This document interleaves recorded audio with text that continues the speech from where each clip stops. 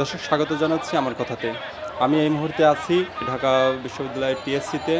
কুমিল্লা, ফেনী ওই সাইডটাতে প্রচুর বন্যা দেখা দিয়েছে। সেই বন্যা দুর্গতদের জন্য ত্রাণ সামগ্রী বা উপহার সামগ্রী বৈষম্য বিরোধী ছাত্র আন্দোলনের পক্ষ থেকে যে যেমন পারছে উপহার তাদের জন্য উপহার সামগ্রী নিয়ে আসছে। নগদ টাকা, কাপড় চোপড়, ঔষধি জিনিসপত্র দলে দলে আসছে। যে যেভাবে পারছে, কেউ ভ্যানে আসছে, কেউ পিকআপে আসছে, কেউ রিক্সায় আসছে, কেউ মোটরসাইকেলে আসছে।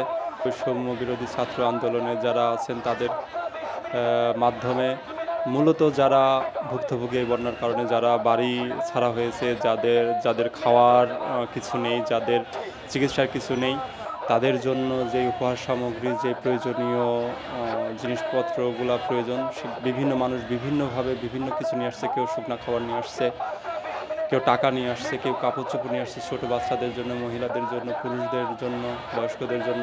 ঠিক একই পাশে আবার দেখা যাচ্ছে যে ঢাকা ইউনিভার্সিটির কেন্দ্রীয় শহীদ মিনারে বৈষম্য বিরোধী ছাত্র আন্দোলনে গুলিবিদ্ধ হয়ে শাহাদত বরণ করেছেন একজন ভাই।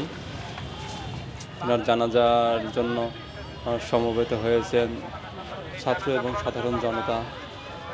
তবে যাই হোক, সামনে সুস্থ সুন্দর একটা বাংলাদেশের প্রত্যাশাই আজ এ পর্যন্তই। ধন্যবাদ সবাইকে।